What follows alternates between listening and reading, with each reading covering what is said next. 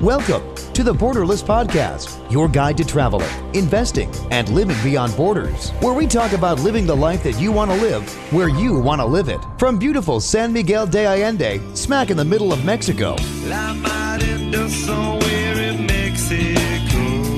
with your hosts, Jonathan Lockwood and James Guzman. Welcome to the Borderless Podcast, traveling, investing, and living beyond borders. If you have the mind to leave the United States or whatever the country is of your birth, if you have something better in mind, if you don't want to follow in the pattern that was laid out for you by someone else, welcome to the Borderless Podcast. My name's Jonathan Lockwood. I'm here with James Guzman. Hey, James. Hey, what's going on? Drinking mezcal? Absolutely. You got two big-ass cups right here in front of me, and one of them is absolutely wonderful, this new one you got. It's like a train moving through town. I had 170 damn liters of the stuff coming in from Oaxaca. Mm-hmm. And of course, right at the moment we were supposed to, our guest is calling us on Skype. That happens. I get a message from a new client, and it all happens at once. So our appreciation for hanging in there with us. But yeah, I got some really good new stuff here too. That's what we're sampling right here. This is an ensemble from Mohen, who made that rainbow ensemble last time. And it's got some stuff in here I've never tasted before. So yeah, it's great. And another thing is we got that Sabores San Miguel coming up in that next month or so. Yeah, folks, a lot of you message us all the time. You're interested in coming and checking out San Miguel. It's a great time to come. It's mid-June. Sabores, Sabores San Miguel. You'll be able to. It's just a great food festival there, and I'm going to have a booth there. Cecilia and I will be there. I don't think our buddy Matthew Brown is coming this year. Right. But we're going to have all sorts of great mezcal there if you'd like to come and try it. It's a great time to come. I know a lot of you want to. Yeah, and they usually have a few things going on. I know the Dia de los Locos is usually the same week. Oh, yeah. And people can go on my Facebook, and if you haven't linked up with me on Facebook, find me on there. I got a lot of pictures. Also take pictures of all these different events, and I've got pictures of the Sabores and Dia de los Locos for 2 days if you want to see what it's all about. Right. So. All right. So our guest today on the Borderless Podcast, it was somebody, and I'm always embarrassed about this. Somebody recommended this site, and I don't remember who it was now. So my apologies for not remembering. But I went searching for it, and it wasn't frickin' easy to find. It's like, where's the website? Anyway, our guest today on the Borderless Podcast is Johnny Mueller of the Expat Files, which is a very long-running expat-type podcast. And I listened to a few of them, and it sounds like he has a hell of a great time. Sounds like he's both a nice guy, yet doesn't pull a lot of punches, not extremely PC, if you will. And I thought, this guy's got stories. He's been living out of the U.S., originally from the U.S., but has been living out of the U.S. for 20 years. And this podcast is very, very interesting. Welcome, Johnny Mueller, to the Borderless Podcast. Hey, thanks for inviting me. You betcha. So, Johnny, is it by design that it's kind of hard to find you? Well, I guess so, because I don't like Facebook, and I'm not, I'm on Google, I'm on Start Page. I'm sure your people all know about that. Mm-hmm. And I just, I had a rough time all my life with the government and the states. I have a lot of stories to tell about that. I mean, I never was jailed or arrested or anything like that, but I've had my times where I'd want to be as anonymous as possible, and I keep a very low profile. And it's hard to say that when you're a radio guy or a podcast host. How could you keep a low profile? Right. But you can. I just never put my face anywhere, and I don't let people take pictures of me. And they'll take pictures, and I'll say it does not go on Facebook, please.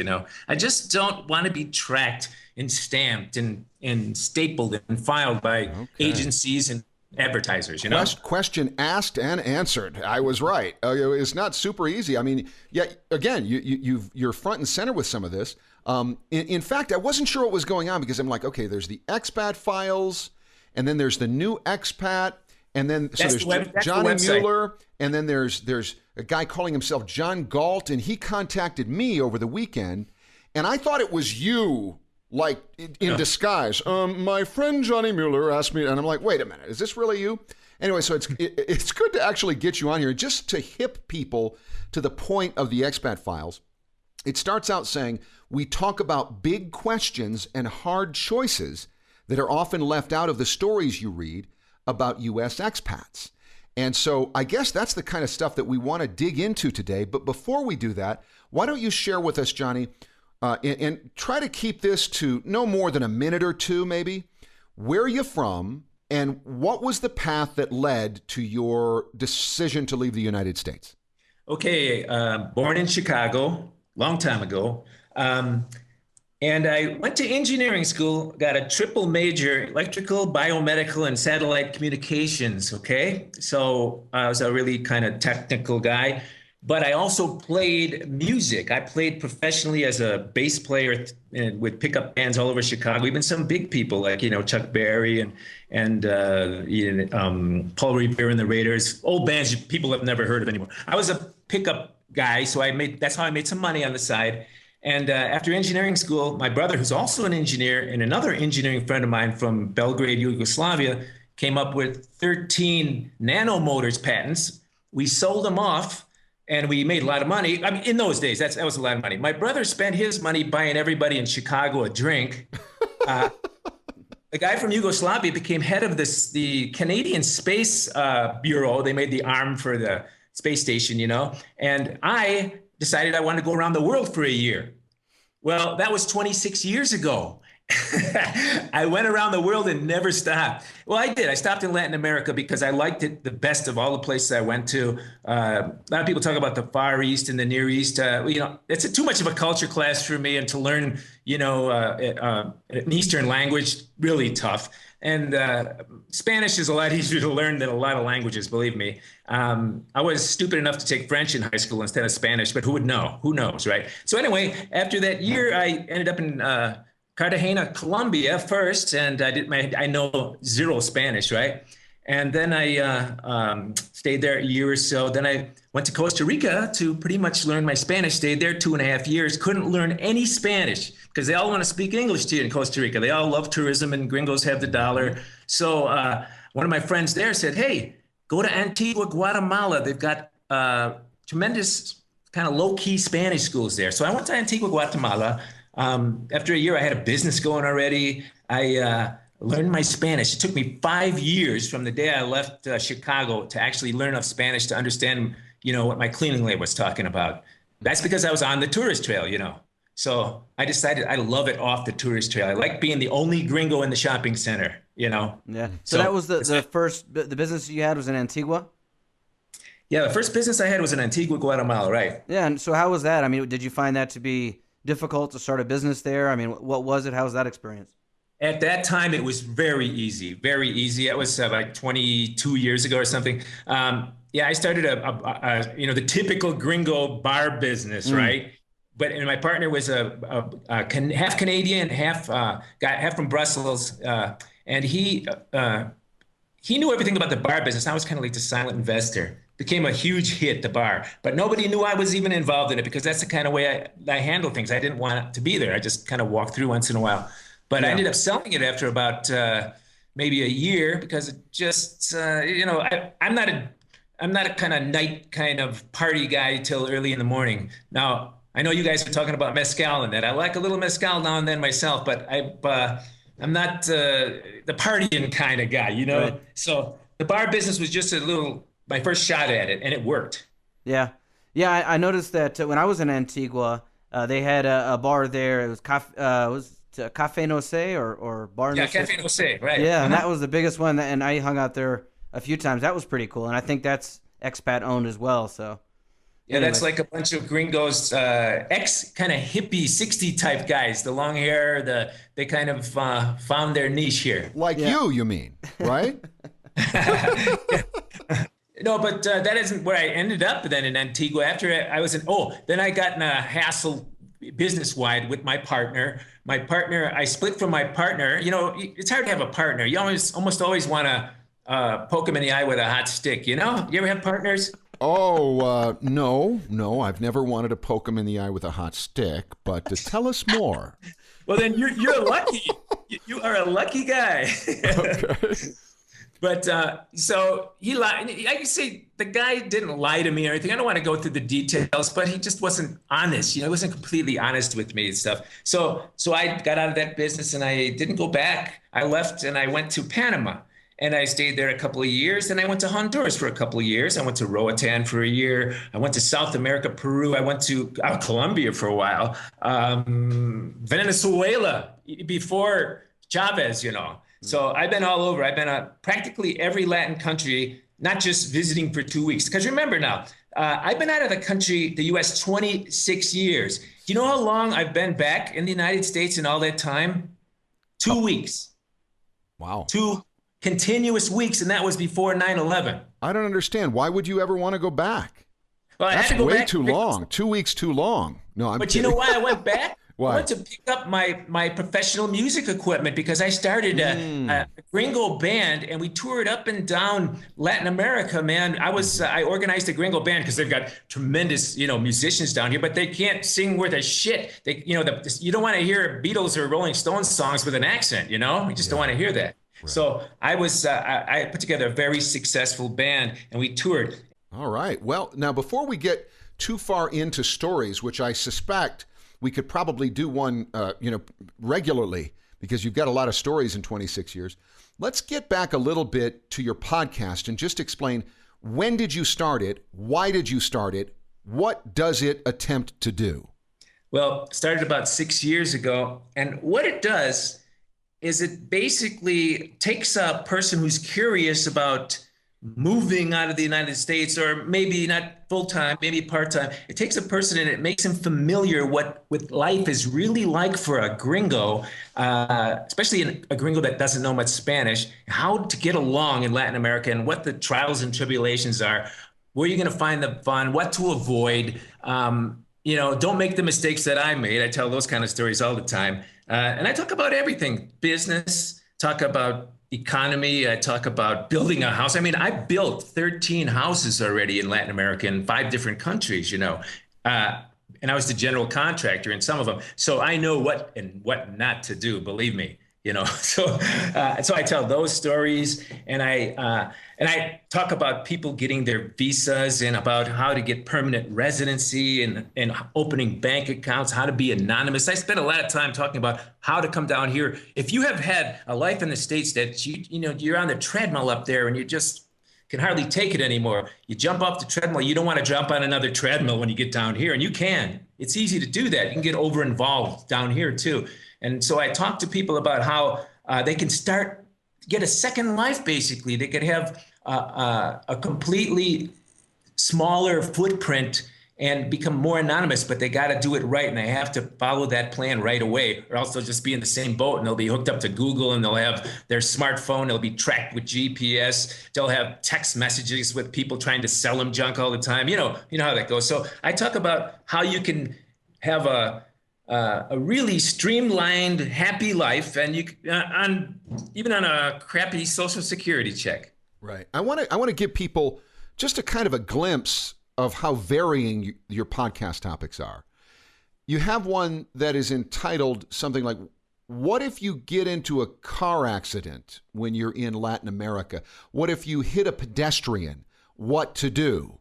So give us the upshot on that in a minute or less. Yeah, okay. Here's the thing. In the United States, pedestrian is always got the right of way. In Latin America, they don't. Don't ever assume the pedestrian does, because that's why you see those little grave markers all over the place in Latin America. If you've been down, in the boonies, especially driving around, you'll see little cross grave markers on the side of the road. Pedestrians get hit all the time.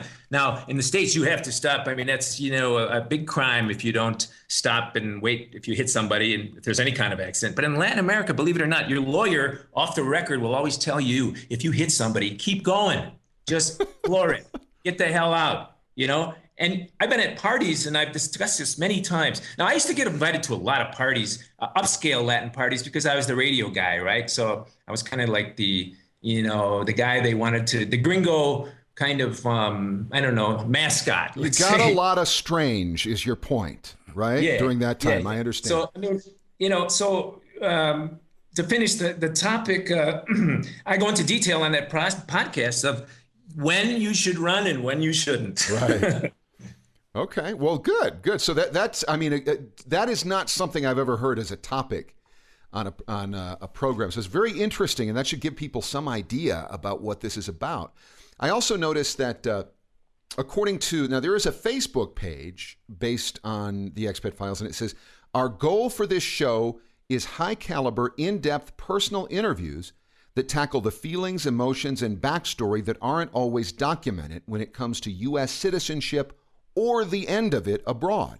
And then you have the appeal if you're an expat, renounced or not, and you want your story told, start by emailing it, and you've got your email address there. And so now the shows that I listened to seem to be primarily shows featuring you. Has it changed since then? I almost always do by myself. I've had interviews, but I'll just take little snips out of them. It's just kind of difficult to put that all together. I decided a long time ago that it's better for me just to kind of ramble on. I call it like a flow of consciousness kind of radio where I just hit a million topics. And I have, hundreds, thousands of emails come in and people ask me the funkiest questions and I'll answer them. Right. They ask me questions about love, romance, and Latin women, or Gringo's ladies ask me about Latin guys. I get it all angles, and I don't mind talking about that stuff because when you've been down here that long, you know little pieces of everything. It's funny. We ask people all of the time, what would you say are some of the chief differences between life in the U.S. and life in Latin America? And yet, I don't know if you're in a position to answer that now. You've been gone 26 years and you've hardly been back, But why don't you share, at least from your perspective, what are, James posted an article not long ago about, for instance, we live in Mexico. So it's like, are you or are you not more free in Mexico than in the United States? Now, many of us are probably kind of philosophically aligned, and we're going to say, of course you're more. But the fact of the matter is, James presented some reasons to believe it. There are some trade-offs. So how do you answer? Are you freer here or are you freer in the United States, and why do you so answer? There's just no comparison. I'll give you a good example. The freedom here is like, to me, living back in the 60s or 70s, how you lived back in the 60s and 70s if you were an adult or a young adult back then or whatever. That's what it's like down here. And I'll give you a good example. You could start a business. Now, I'm talking off the tourist trail now, because when you're on the tourist trail, they've geared it up for gringos and things are more complicated. There's more bureaucracy. There's a lot of bureaucracy in Latin America. But for example, let's say you're going to start a car wash. Just pick a thing. You get your lawyer, and your lawyer says, well, you're going to need a sanitation permit and a permit to open. And, I'll send my tramitador, my little guy on a motorcycle, around. He'll go to 10 offices. And in a month, we'll have all the paperwork done. And there'll be an inspection. Someone will come through and you'll, before you open, and you'll have a liquor license, or maybe you'll sell food or whatever. Okay. Right at that moment, you're thinking, okay, that's terrible amount of bureaucracy. A whole month, paying this guy $500. There's one thing, $500. Wow. You know what that costs in the States. But after you've opened the place, you're never going to get visited ever again by the government. Yeah. They're never going to knock on your door. They're never going to get a note under your door or in your mail or your email. You're going to pay your taxes, of course, and your accountant or your lawyer will set that up because you'll have to file taxes or whatever. But what I'm saying is that there's no kind of EPA coming in, and there's no inspection units coming in, and it's as if they want your money. The government wants your money when you open a business, or if you build a house. It's another thing. You build a house down here. Once you get your plans through the municipality, your architect's plans for building a house or an office building or something, and you pay your $1,500 whatever to get the building permit, they're never going to come back ever again, unless someone dies on your front porch or gets shot or something. Same thing in food. If someone eats at your restaurant and dies of food poisoning, they're going to come and they're going to send out an inspector.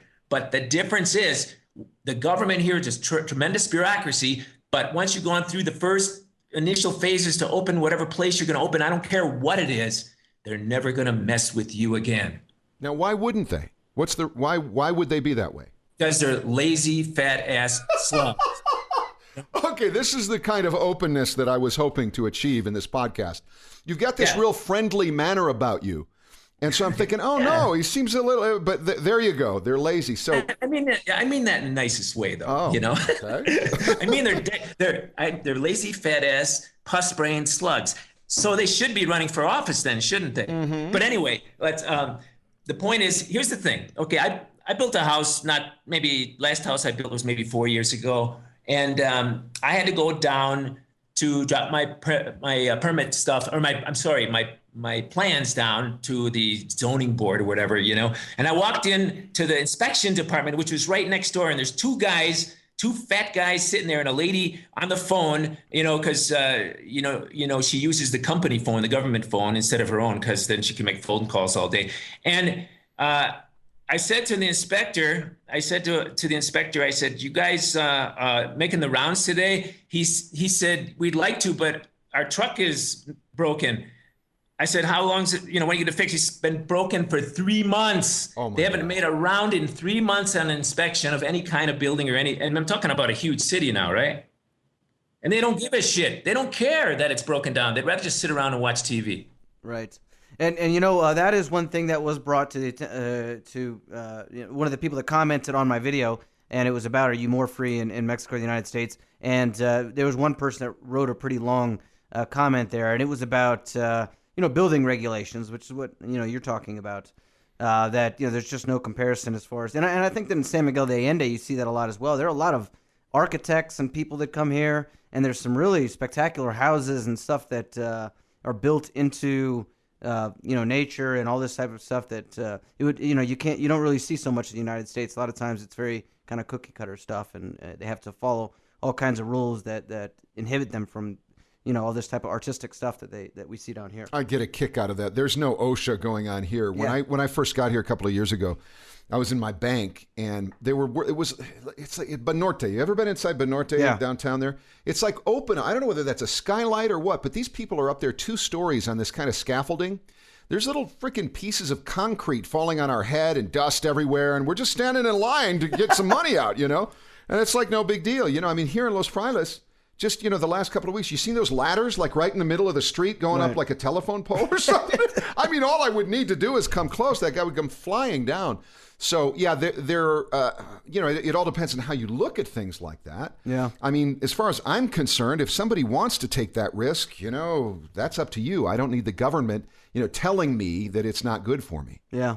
I always remember one time when I was having this guy paint my patio, and this is when I was living on the 30th story, right in front of the beach in this condo. And in Acapulco. In Acapulco. And there was a guy there, and he was up on a ladder on the 30th story, and all there was a very short railing, like to keep him from the beach. And I'm paying him 300 pesos or something for a couple hours, so it's it's like $20. And he was up on the top rung of this thing, and he falls. Oh, shit. Yeah, and so I'm sitting there, and I was sitting on the couch watching TV, and I'm just kind of looking at him on the side of my eye, and all of a sudden he falls, and I was like, oh shit, and but he got back up, and he went back up the ladder, and I'm like, man, are you sure you're all right? No problem, no, we gotta keep going, and I gave him a couple minor spinal injury, he'll be fine. I gave him a couple of beers, but he could have just fallen over. This is incredible, that's the type of stuff that I don't know, but anyways, the way I look at it, it's kind of like a scale. If you are comfortable with that type of thing, then you can get a lot different things done and more things done. Some people aren't. They're just inherently, they're more averse to safety and stuff like that. What do you think about that, Johnny? Well, I call it the Gringo Advantage. And I'll tell you, there's a lot of advantages being a gringo. One is because they just love everything about America. And it's all wrong when they interview people up in the States, you see them, they say, oh, the world hates us now. Well, yeah, that's true. But you haven't been to Latin America because they still love gringos here. Yeah. It's the last place on earth. They really love us. But, you talk about the Gringo Advantage. That's my favorite term. I'll tell you what the Gringo Advantage is that when you're walking down the street and you see a place, a pizza parlor, let's say, and you see a million defects in the place, the fluorescent light's broken, there's a crack in the window, the toilet's tops off the toilet, and yet they're making money. And you go in there just because you were brought up in the first world with all this competition, cutthroat stuff going on. There's all kinds of business opportunities. It's tough to make it there. 9 out of 10 businesses fail in 2 years in the States. But down here, instantly, you see all the defects and all the errors that the guy that owns that business, the Latin guy, doesn't even think about. It doesn't even cross his mind. So we're like detailed people automatically. We automatically got an edge. So if we open a pizza parlor right next door across the street, the way we did it, we're going to suck all the business away instantly. Besides, if your sign says, for example, Gringo deep dish pizza or American, you put the word American or Gringo or the flag up there, hey, That's the Gringo Advantage. I'll come and check it out too. You know that. Yeah. So, I mean, the Gringo Advantage operates in love, in business, I mean, the cops pull you over. I mean, I'm not talking the Gringo Tourist Trail. The cops will pull you over. You can make two different approaches to that. You can either, like, I know my Spanish, right? It's pretty good. Or I can play stupid Gringo. I often play stupid Gringo, no hablo espanaca, you know? And I'll say that when I notice that the cop is like a good old boy, right, like a roly-poly good old boy. And then they'll start telling you about their relatives that live in Cleveland, and like he could swing a dead cat and hit my family in Chicago, right? But the Gringo, and then sometimes you just switch to Spanish because you got to get out of there and you got to get things done. But I'm just saying that the Gringo Advantage is something that you do not realize until you've been down here a couple of years, how much it really works in your favor in just almost all aspects of life. For example, I went down to get my visa or my residency renewed, and there's 100 people sitting in that room. You know how it is in the government buildings, right? 100 people waiting. They're waiting for hours to get to the next window, right? The guy walks up to me and pulls me in front of everybody because I'm the only Gringo there, right? I got to take cuts, and in the States, everybody would be throwing spitballs at you and hissing, right? And they all were, and I looked at the people and they were kind of smiling and nodding like I got this instant foot in the door just for being a Gringo. It's really, really an amazing kind of experience, but you don't get that as a tourist. You have to be down here living to see that. That's true. You know, Johnny, in a moment, I want to talk to you a little bit about some of the people you've interviewed, but right now we need to give some attention to our sponsor. Today's Borderless podcast is brought to you by the Condescending Group, your pus-headed leaders in artificial self-elevation through pooping on others. And it looks like this finally may be it. Not only is the Condescending Group website down right now, but I received a call from a mutual friend in San Francisco, and it sounds like trouble. While it's true that some of the Condescending Group staff frequently end up in jail or mental institutions and are often found in a zombie-like state from any manner of hallucinogens, wandering the streets and talking to themselves, never before has this happened to all of the staff members at the same time. Until now. From initiating riots and acts of violence against people they disagree with, to coming under the influence of a charismatic ayahuasca shaman, to being arrested for armed robbery in order to eat. Yep, this time they've really gone and done it, and are all completely incapable of continuing the website because of being held against their will and or being in a wondrous yet drooling state of mind. And now that this may well be the end of the Condescending Group, it may also be the right time to take some lessons from them. 1. If you want to be a good person, just be a good person, instead of constantly assuming postures publicly and crapping on other people in order to be seen as a good person. 2. If you're going to accuse some people of bigotry, maybe make sure you're not a bigot yourself, say by holding a moral elitism that looks down its nose at those not like you. 3. While it's good to be nice to people, it's bad to be so quote-unquote nice that you don't expect them to take responsibility for their own lives. It's not being nice to paternalistically believe that most people can't actually help themselves and constantly advocate that others subsidize their lives indefinitely, which removes from them the opportunity to be a fully functioning human being. And 4, you can't have genuine self-esteem through any fake process. Your identity with some group, claiming always to care about unfortunate people, these things may be fine. But if you want real self-esteem, you're going to need to build it, probably with some kind of actual hard work. So after observing the Condescending Group and folks like them for a very long time, that's my advice to you. Take it or leave it. In any event, we wish all of them well. We're back to the Borderless podcast talking to Johnny Mueller of the Expat Files. I was just looking at this really long bio that this is from the network, I think you told me about, and it talks about some of the people that you have interviewed on your program. It says from all walks of life, from deposed presidents to Latin media. So real quick, not long, who are the deposed presidents you interviewed? Okay, I interviewed Rios Montt.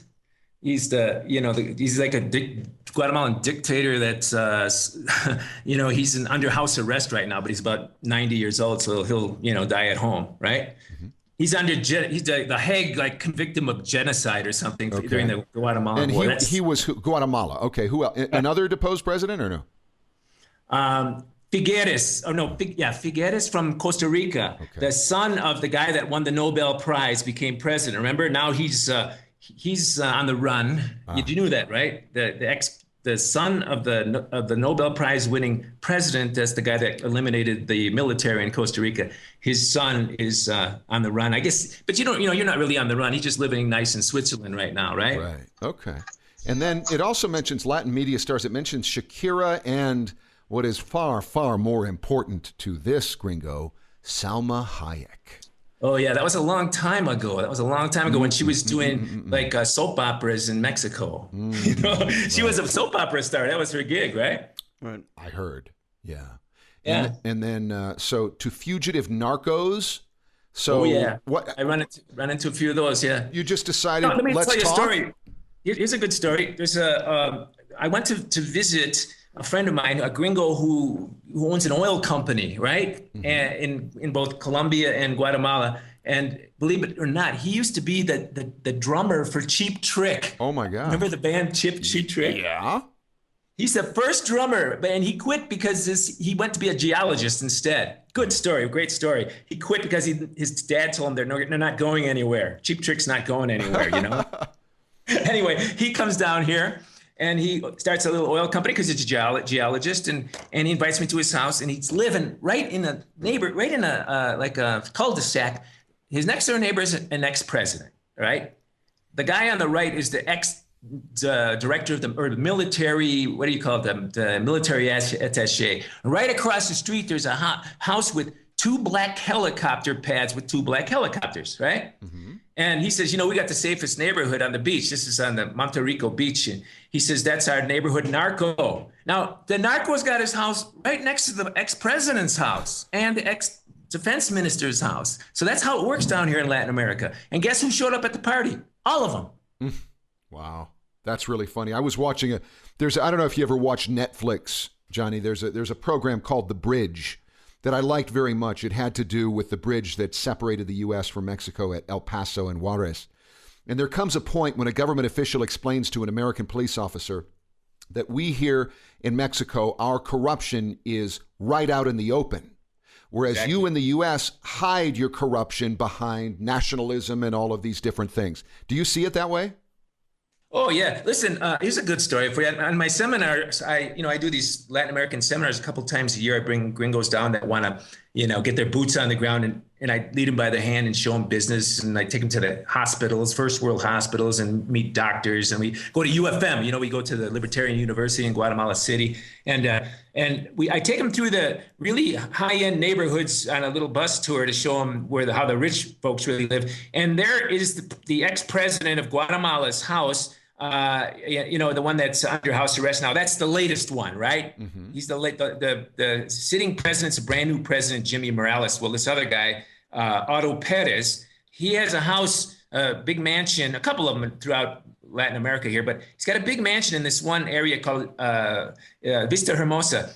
And the lawyer that goes along with us on our tour, he's a friend of mine too. He says, do you know how he got that house? It was given to him by one of the big pharmaceutical companies. They gave it to him as a gift, an entire mansion. They don't want anything from return, right? No. They don't want anything. I mean, he's got a $2 million house. I think it was Burroughs Wellcome or one of the big European drug companies, because it's legal down here. There are no laws against that kind of a gift, Right. Wow. Well, Johnny, I wanted to ask you about something that you write about and talk about quite often, and that's the real estate bubble that you see in Latin America.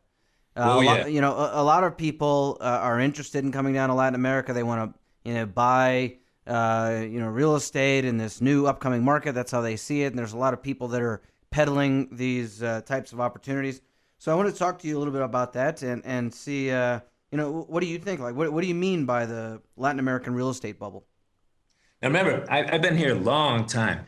And, the real estate bubble that blew in the States, 6 months before it blew, everybody was buying, and they didn't see the signs, or they were like kind of cognitive dissidents or whatever. They didn't see the signs. What are the signs of a real estate bubble? First of all, is when no one's ever heard of a bubble before, because real estate never goes down, you see. It never goes down, right? ever. The conventional wisdom. The conventional, and then all of a sudden, you don't have to have gigantic down payments anymore either. You used to have 20% down or something. All of a sudden it slips to 10 and 5. And then all of a sudden, it's no money down, right? What's that tell you? Now you start seeing huge subdivisions going up. And at night, when you drive by, there's no lights on. That means, they're empty, right? And next, you got the realtors themselves flipping properties and buying up their own properties. And finally, you got the little guys in the motorcycles and the guys shining your shoes telling you about real estate opportunities. Right. Well, maybe we could outline exactly the places that you're talking about, because what you're saying, I don't think that describes the Mexican real estate market. At least, a lot of the Guanajuato and Querétaro real estate market that we're living in now. So are there any specific markets that you're talking about? I'd say almost all the big cities. Mexico is another animal completely, but got to look at it this way. If you're on board with me, you guys are on board with almost everything I'm thinking too, but there's coming a gigantic economic blowout. It's coming. We all know that in worldwide. We know that. Derivatives, debt, do we have to talk, fiat, funny money? What else do you want to talk about? Who knows? The next war, you got oil, whatever. There's a million different tipping points. I mean, I assume you're on board with that, right? That people in the know are starting to buy gold, and they're, if you got money in the bank, now they got bail-ins, so that's not even safe. I mean, if you're on board with that, it doesn't really matter if you think there's a real estate boom or not. When the shit hits the fan, who's going to be able to buy anything? The guys with cash, right? Mm-hmm. So I don't care what you think and what anybody says about, look at this. The gringos are filing in. A good example is Colombia, Medellin, Colombia, or Cartagena. They're building high-rise residential towers like crazy. And when you talk to, and they're not being sold, right? And their idea is that all these gringos and expats are going to come in because International Living magazine's telling everyone that Colombia is the latest and greatest Costa Rica. So they are reading that stuff too, and they're thinking, hey, we got to build for these guys. We got all these gringos and Europeans coming in, and hey, they're going to want to buy our stuff. So, the problem is they're building. My voice is kind of cracking here. The problem is that what they're building now is for 1 or 2% of the population that can afford that. They're not building common man homes. They're not building lower middle or middle. What we call middle class in Latin America is lower middle class in the States, right? Mm-hmm. But they're not building those kind of homes. Real estate developers want to build high-end stuff because there's a bigger market, but they've misjudged completely who can afford to buy that stuff. Yeah, but don't you think that if they're marketing to gringos, then that's, the 3% or 5% of what the local population would be. But that's the whole idea, is to get the money from, the Americans that want to leave the United States. And I think that there is a good market in that. Although, when you're talking about the economic bubble collapsing, then, that will mean that a lot of people, whether it's Social Security or other types of pensions, those types of things aren't going to be there. So they're going to have to cut that type of discretionary spending, But anyway, so you think that? So I think Medellin. You see Medellin as definitely kind of frothy, a frothy market. All the big cities in South America, almost all of them, and all the big cities in Central America, they're not catering to gringos so much. In Colombia, yes, now because of International Living and AARP, they're always talking about Colombia, right? Oh, yeah. And overseas and the overseas investment letters talking Colombia. Well, that's what they did to Nicaragua too. But if you follow the trail of how that happened in Costa Rica is just the worst place to go in the world if you want to invest in real estate. I know so many people they're stuck with their real estate. They're stuck with it. Perfect example is like 26 years ago, I bought on a high-rise residential tower. A Swiss ambassador was my next door neighbor, right? And I was lucky to get out. I got out of there 20 years ago, I sold it because all these gringos started coming in, and there were, the greater fool theory. Back then, no one was a fool because there was money to be made. But right now, I have friends that are been holding their property, and they can't find anybody to buy it. They just can't.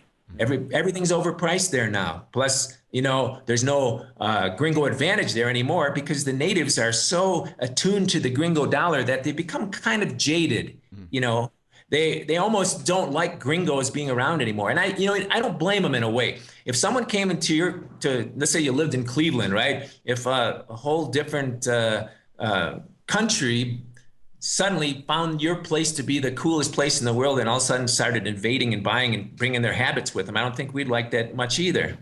Yeah, well, I think there's a lot of people that don't and are saying that. But there's got to be some type of a bright spot, right? So, I mean, you've been involved in real estate for a while. What are some of the bright spots that you see in Latin America for real estate? Okay, I can tell you right now that recently a little real estate trip to San Pedro Sula, some of the nasty places like Tegucigalpa, Guatemala City, San Salvador, Managua, the Central American stuff. You'll find that the rents are going down.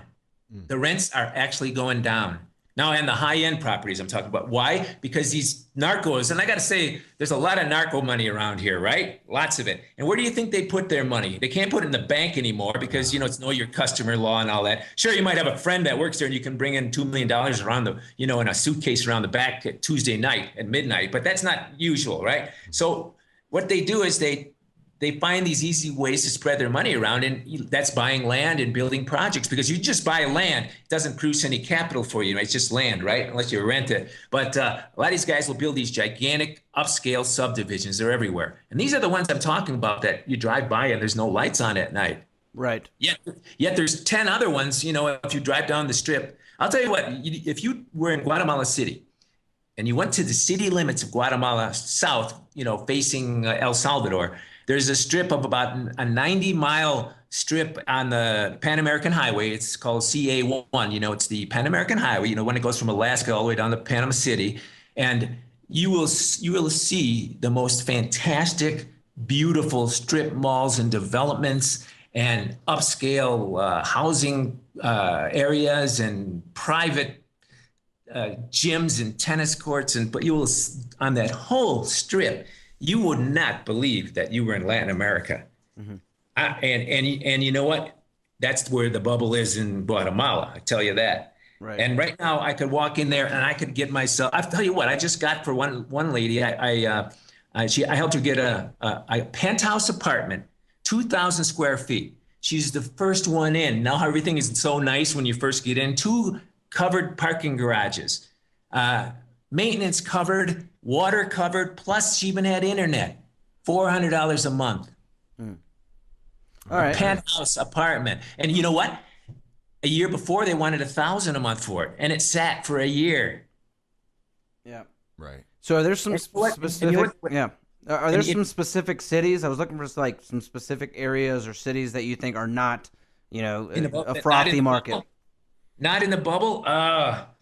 Gee, that it's easier to say that there are some distressed sellers out there. There's some great deals to be had because people that, especially I know some Latin people who have money, have businesses, sugar plantations and stuff, and they too got involved in the real estate business because everybody thinks real estate never goes down. It's a sure thing, right? Because until the bubble comes and breaks, no one believed that in the States either, right? But now the distressed seller who's got too much property, he's got too many new units, are starting to drop their rents. And there's distressed sellers in all these markets. You can pick up the glossy real estate magazines. Hey, there's another sign that there's a bubble almost everywhere. Go to any big city in Latin America. And I got to exclude Mexico because I haven't been there in a while. I pop in and out, but I don't know the Mexico too much. And I'll just butt in here real quick. I mean, none of the things from what you said that you see in these other cities applies to at least this area of Mexico. I mean,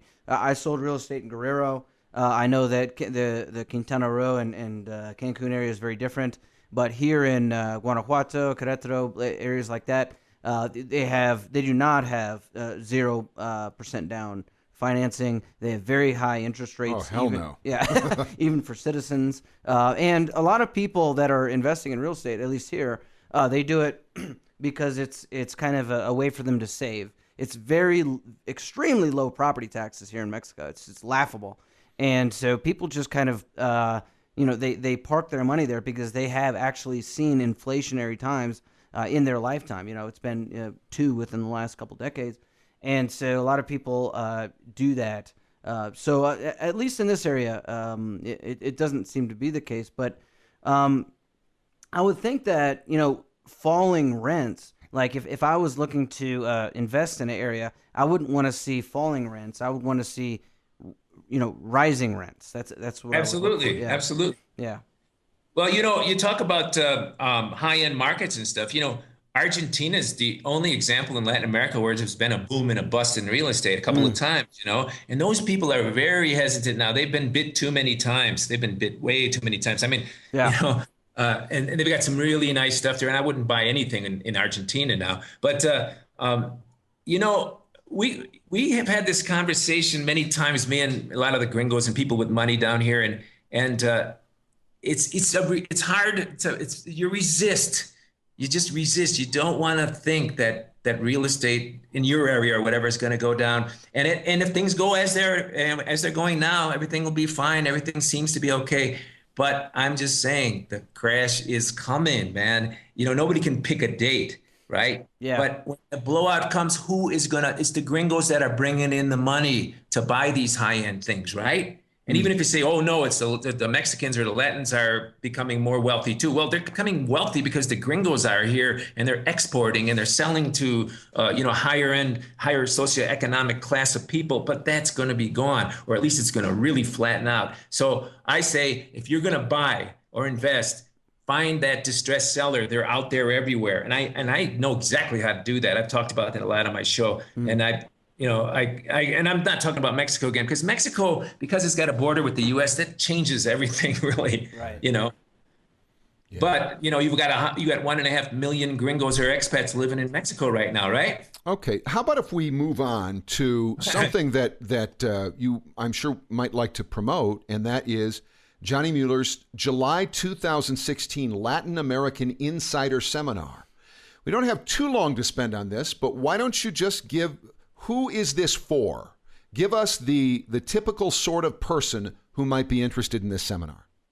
I get people from all walks of life. I get the, restaurateurs to gun shop owners well, it's mostly people who've had kind of a shock in the States. People who have had the IRS Rima one a couple of years in a row, have had people who've had, a string of bad business deals or divorces or just health problems is another. Just, a lot of people with health problems, they know they just have to get to a healthier way of eating and living. And, Latin America, you go to these gigantic markets and most of the stuff's not GMO and not heavily sprayed and that. So you can actually completely change your health lifestyle by coming to Latin America. And almost everybody I know feels better after a couple of years and they've lost weight. The drill. I don't have to tell you. Okay, but the question is not why is Latin American awesome, but who is interested in the seminar? What sort of person? Well, these are people, they're all pretty much libertarians for one thing. Okay. Or people who have been stung by the government along the way somehow. So they just know they're losing their liberties rapidly and they want to have an escape plan. Okay.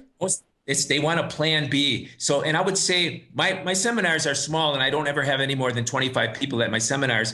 And I would say about a quarter of them end up coming back within 6 months and starting their plan, getting their residency, starting with permanent and then temporary and permanent residency, buying some land, getting a lawyer, opening a bank account, starting an SA corporation. And a lot of them have business ideas too. They want to open a internet business, or they want to open a Harley Davidson franchise, all kinds of things. So you got people in the States that are disenfranchised, every one of them. Right. That's the kind of people that come down. Okay, well, that answers the question very well. And with reference to you asked earlier, as for a coming crash, it's like the 3 C's. Sometimes people like to use the word crisis. Sometimes they like to use the word crash or collapse. I mean, we've endeavored not to get super political on this podcast. We often fail at that, and we got a guy like you on here, so I mean, I certainly do believe that there is no way that the United States government and the banking system can continue on the trajectory that it's on. What that looks like, I don't know. When that happens, I don't know. But I agree with you, and especially I like the way Simon Black, past Borderless podcast guest, puts it. I can't see why you're not better off for coming up with a plan B, because it's a plan that is good for you regardless of what happens. And that's what we're talking about here. Yes. And, you can have a plan C too. I mean, I have a guy that came to my seminar. He got his residency in Costa Rica. He has it in Guatemala, and now he's doing it in Paraguay. So he's got plan B and C and D, so. All right. Very good. Well, so we're going to have this in the show notes, Johnny Mueller's July 2016 Latin American Insider Seminar. Real quick, what can they expect to learn? What do they take from this that they're not going to get from a typical international living event?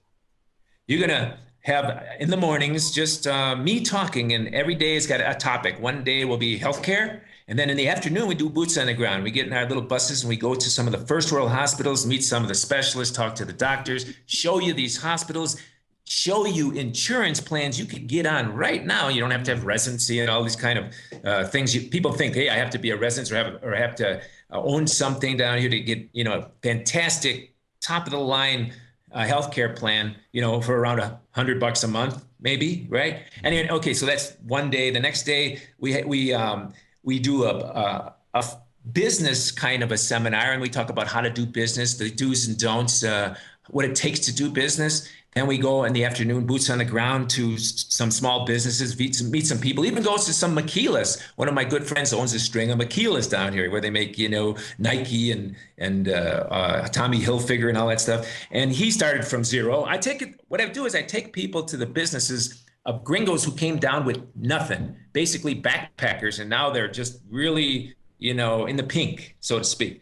Okay. And then another day we'll have a real estate seminar. I'll talk about all we're talking about now about the building boom and bust, and we'll talk about how to build a house, buy some land if you want. We go through farmland.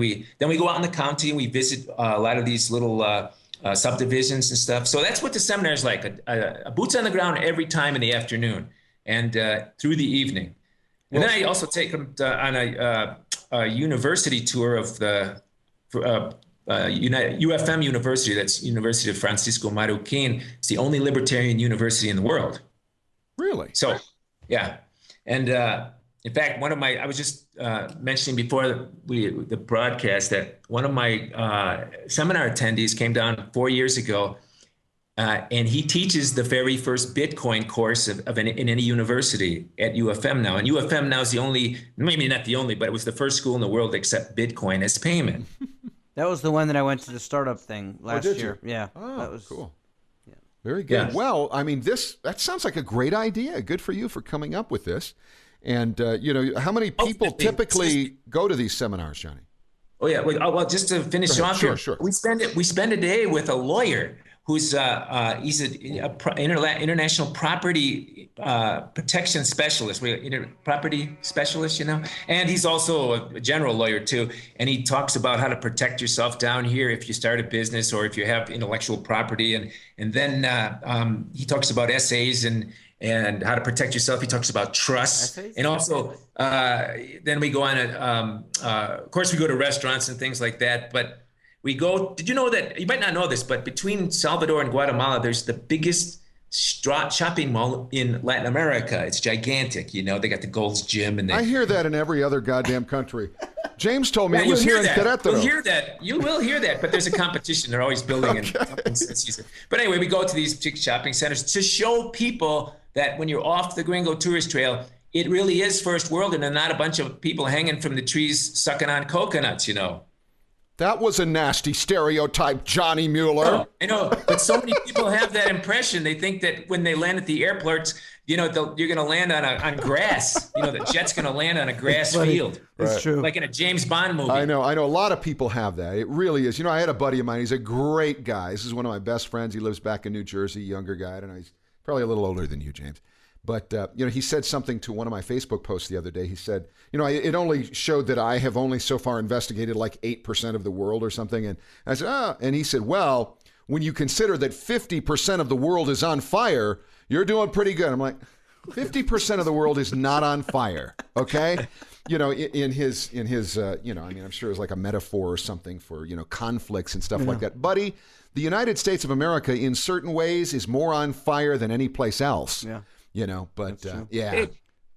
Hey, but Jonathan, the American people are duped by the media, because I'll tell you a little story. A guy came to my last seminar, and as soon as he landed, him and his son, right? His wife was supposed to come, but she was too afraid. He told me that when he left, his wife gave him the checkbook, and he had to sign every check in case he didn't come back. Oh, wow. He signed blank checks because she really thought he was going to get blown up, kidnapped, or die somewhere in the jungle. Yeah. And she was crying, he said, when he left. Then, where does that come from?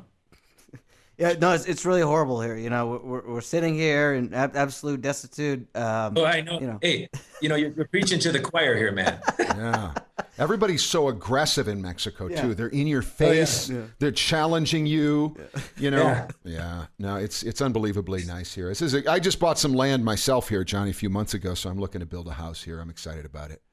But anyway, this has been great. I have really enjoyed this, and I will not be at all surprised to find out some of the listeners of our podcast will be interested in your seminar and might not actually come. So I really hope that goes well for you. You have a question, James, for Johnny? Yeah, Johnny, if somebody's listening to you and they're motivated to get out of the United States, maybe come check out Latin America, what's the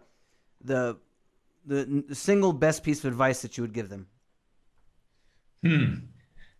Don't ship anything down. Really? That's it? What do you mean? Why? Because it's just loads of problem with immigration, and there's loads of trouble with going through the aduanas, and it's better to sell everything. If you're going to come down here to live, for example, it's better to just sell everything. And if you got a couple of knickknacks that grandma gave you and stuff, bring those down. But maybe that's not the single best piece of advice.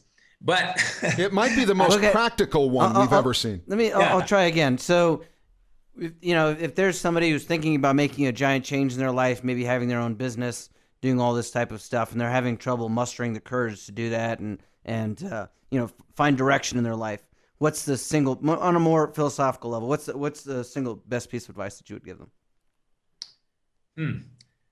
Well, as not philosophically, but I would always say, get some boots on the ground and rent. You must rent. Mm-hmm. Don't buy anything unless you've been down at least 6 months. Good advice. Yeah. And well, the other thing is that you're gonna have a lot of resistance from your people back home. Mm-hmm. They're gonna think you're nuts. Everybody's gonna try to talk you out of it, and you got to get past that. You got to get past that, because it's going to be tough. The first 6 months to a year you're down here, especially if you don't know the language. And, you have these thoughts that go through your mind and you say, was this the right thing? Was this the right thing? You got to give it a chance. It's a new thing. You got to give it a chance. And believe me, if you can get through that first 6 months to a year, you'll never regret it. All right. Excellent advice. And thank you very much, Johnny Mueller, for being our guest this week on the Borderless Podcast. Well, that guy should be right in line with the Borderless Podcast audience, I would think. I think so. Yeah, he's a very entertaining guy, a radio guy, and it was a fun interview. Yeah, I thought so too. And I'm going to be tuning into that podcast. Mm-hmm. I enjoy it. I can tell he writes it out. It sounds like, and it's... So, we're used to a little bit more of a free-form concept, but it gets kind of funny sometimes, and I'm going to be listening more often. And in fact, I'll probably I need to subscribe to it on my little player here. But anyway, I would not be at all surprised if some of our listeners, like I said, go for that seminar. Yeah. It sounds cool. It takes you right into hospitals, and you find out about the insurance and all of that. Yeah. It's a great idea. Absolutely. Yeah, there's an idea for you, James Guzman. Yeah. All right. So, hey, we haven't had a review on iTunes for a couple of weeks here. So let's throw that out. If you would like to give us a rating and a review, you can, at the bottom of the show notes of this page, it will show you how to do it. You can click there. You got to go on iTunes and leave a review. We'll read it on the air. Yep. And anything else, James? Yeah, well, no, please do that. And, please go to the borderlesspodcast.com, our website. And if you, there's several ways that you can join our mailing list there. and you will get a quick quiz that'll show you where's your ideal place to live, and it'll also get all the kinds of updates and discounts and stuff that we give to our members. And it'll also give you access to our Facebook group. So, come on there. Let us know what you think about our podcast. If you have any other suggestions about, future guests or what you like, what you don't like, feel free to reach out to us. We're trying to create a network here, so we're very open to talk to you. So thanks for listening. Another Borderless podcast will be coming up soon. Thanks for joining us for the Borderless Podcast, traveling, investing, and living beyond borders.